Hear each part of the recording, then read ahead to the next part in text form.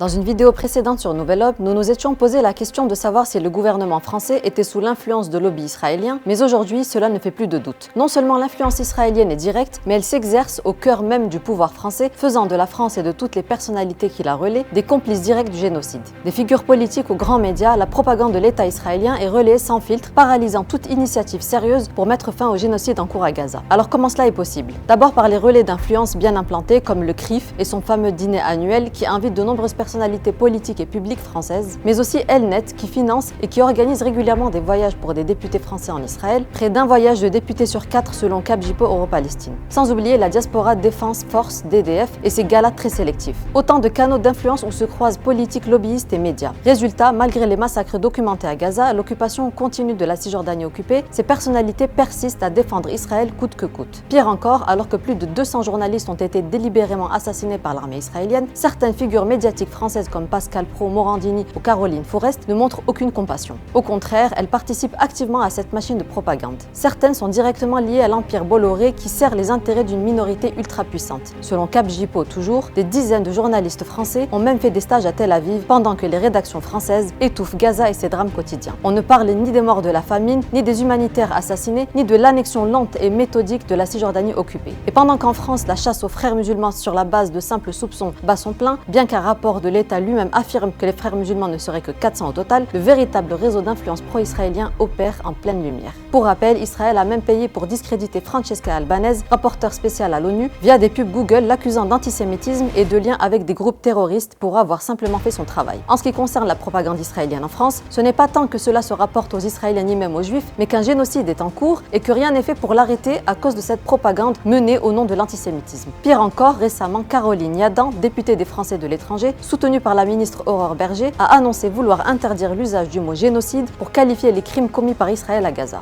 Voilà où en est la situation aujourd'hui. Il est vrai que le ministre des Affaires étrangères Jean-Noël Barrot a entamé un processus de reconnaissance de l'État palestinien à l'issue de la conférence ministérielle à l'ONU ce mardi pour une solution à 2 États, Israël-Palestine. Il a également encouragé 14 pays à faire de même et à dénoncer la famine à Gaza. Mais il faut se rendre à l'évidence, une reconnaissance de l'État palestinien sans embargo sur les armes du côté français et sans sanctions directes sur Israël ne fera pas aboutir à un cessez-le-feu immédiat. Merci et à bientôt sur Nouvelle Ob.